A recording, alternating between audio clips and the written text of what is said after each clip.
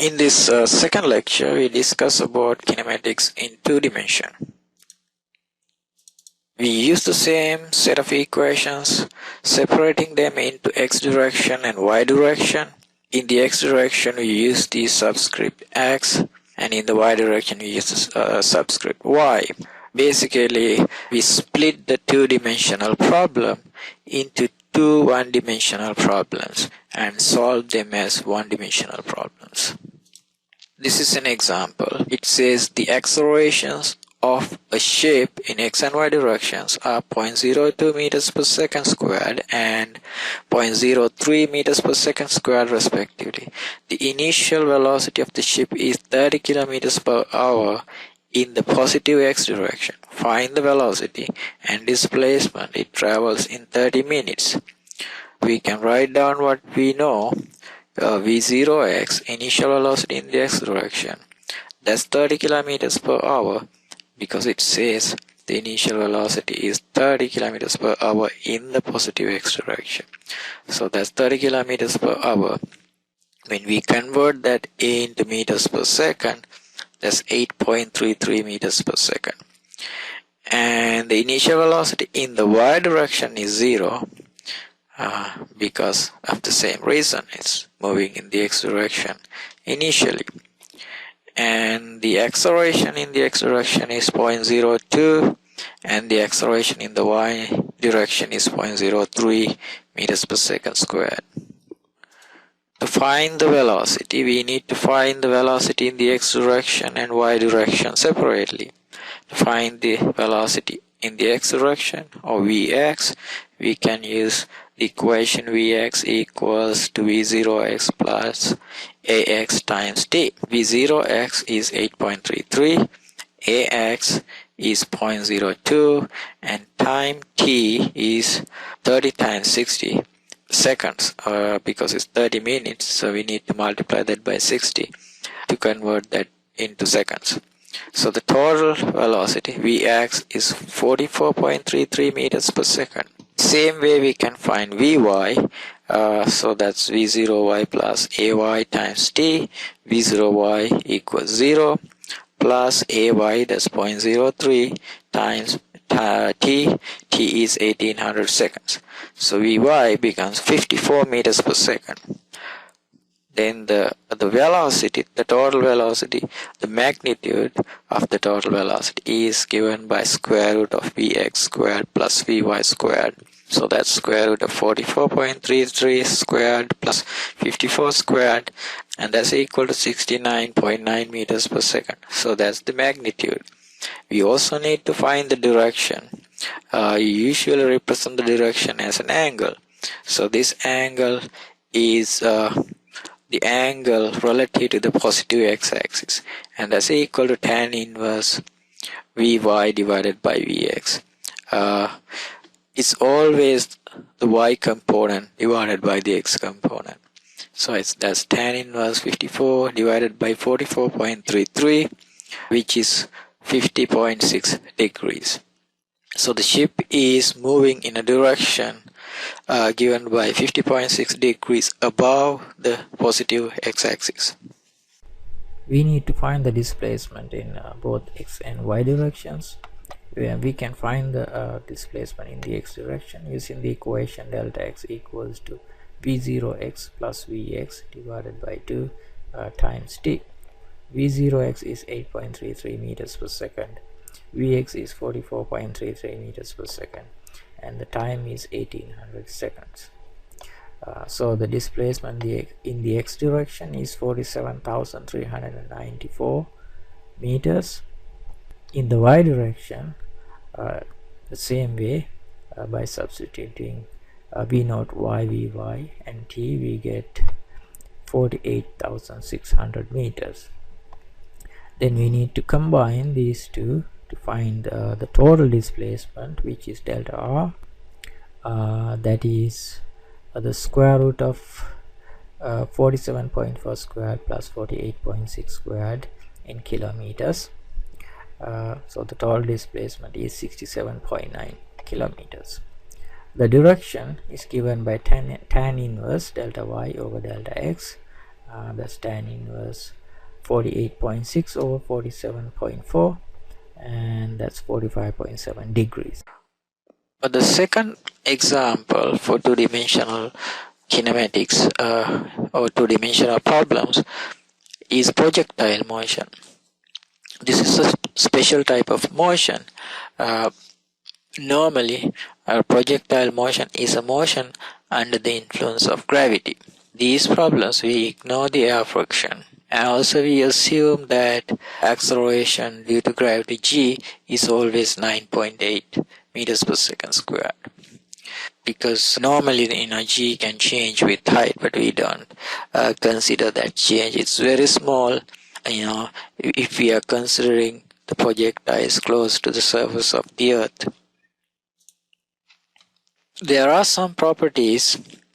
If the projectile is above a flat surface and its trajectory is symmetric, we can use these three equations to find the important properties of the projectile. Three important things that we normally are interested here are the maximum height of the projectile and the time of flight t and the range.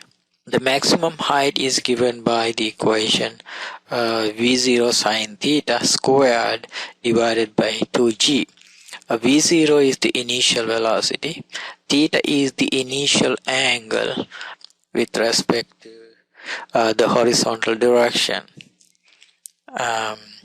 and time t we call the time of flight, and that's given by 2 times v0 sine theta divided by g. R is called the range, which is the horizontal distance. That's given by v0 squared sine 2 theta divided by g. These equations are valid only for symmetric trajectories. This one. If you don't have a symmetric trajectory, you cannot use the formulas. You will have to use the kinematic equations. So we will go over some examples and see how we find the answers to those questions. This is the second example. It says when projectile is at the top of the trajectory, which of the followings are true? So this is a conceptual question. The projectile is at the top of the trajectory.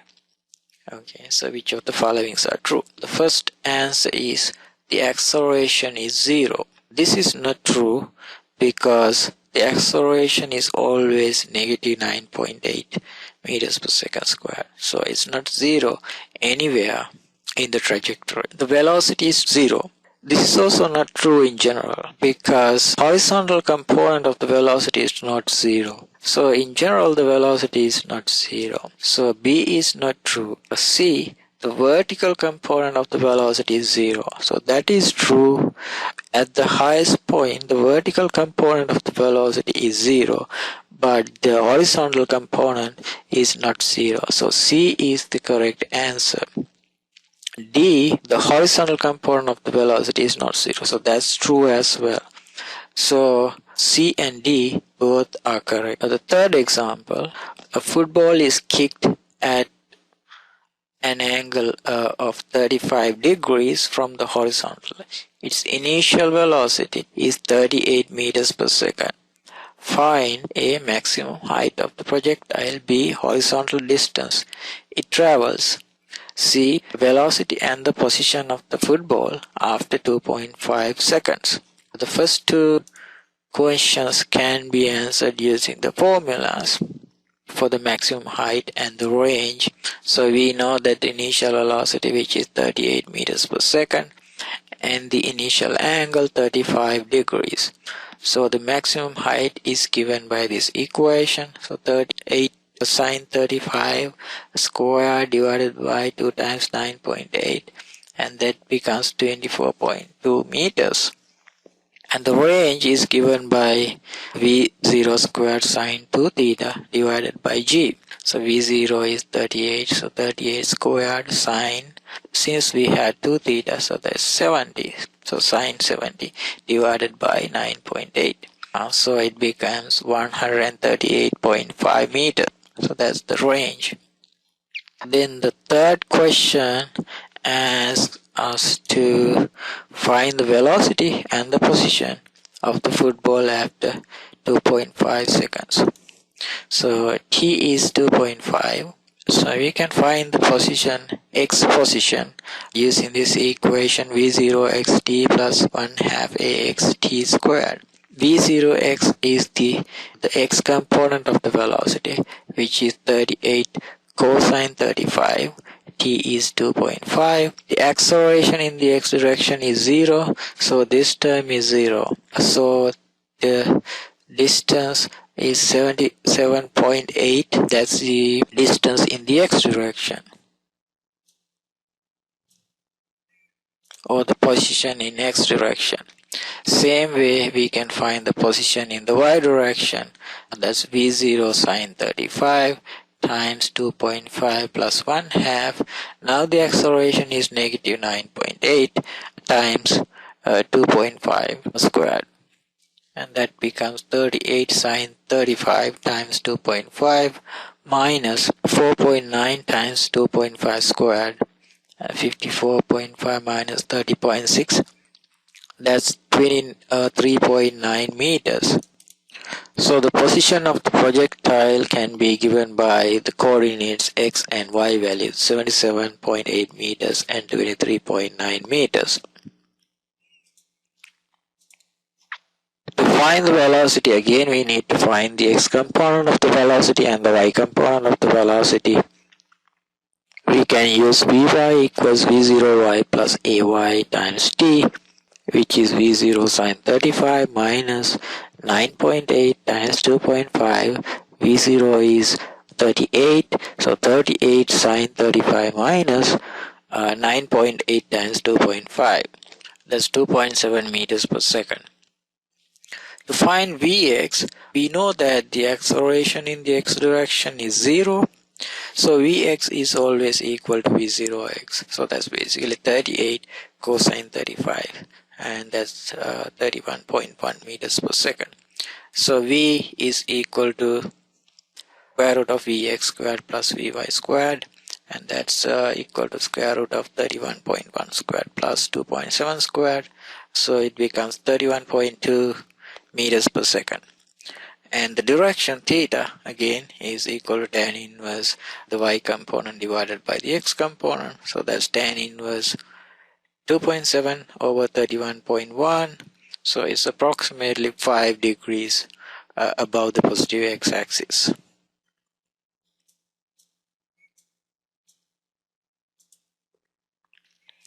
The last section for two-dimensional problems is the relative velocity. So we will go over an example and see how we do relative velocity problems. Let's assume that we have a ship A which is heading due north at a speed of 18 kilometers per hour. And then there is a ship B which is heading due east at 16 kilometers per hour. So these two velocities are relative to the frame of Earth. And then the question is, find the speed of ship A relative to a man in ship B. So there is a man in ship B, and we need to find the velocity of ship A relative to this man.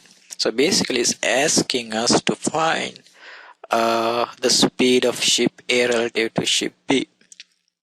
So what we have here is the velocity of ship A relative to the Earth, which is 18 kilometers per hour.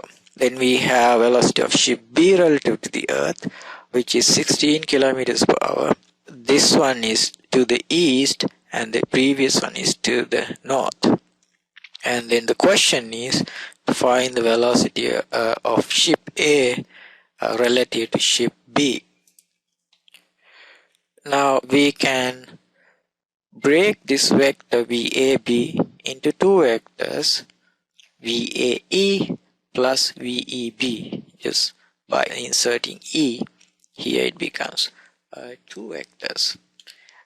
So VAE, which is the velocity of ship A relative to the Earth, we know that it's 18 kilometers per hour to the north.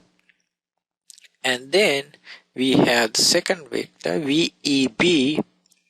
We do not have VEB. What we have here is VBE, velocity of ship B relative to the Earth. So what we need to do is we change the order and add a negative sign here. So it becomes negative 16 kilometers per hour. The direction of VBE is to the east, so we indicated that here using this arrow. Now the next step is to construct a vector diagram using this equation. So we have 18 kilometers per hour to the north, so we represent that using this arrow. Then we have 16 kilometers per hour to the east, but there is a negative sign, so it becomes 16 to the west. So we represent that using this vector.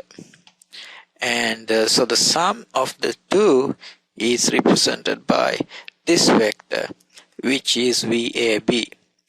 So from this diagram, we can easily find VAB because this is a 90-degree angle and it's a right triangle. So VAB is equal to square root of 16 squared plus 18 squared. So that's basically approximately 24 kilometers per hour. And the direction of the ship or direction of VAB can be obtained by the angle here, which is tan inverse 16 divided by 18. So it's 41.6 degrees west of north. So the representing this angle this way, is sufficient because you can see that in the diagram, the direction. So that's how we represent show the angle of that vector. So this is an example to show how a velocity relative to a different frame can be obtained using the information given in a problem. So in this case, we found the velocity of ship A relative to ship B using the velocity of ship A relative to the Earth and the velocity of ship B relative to the Earth.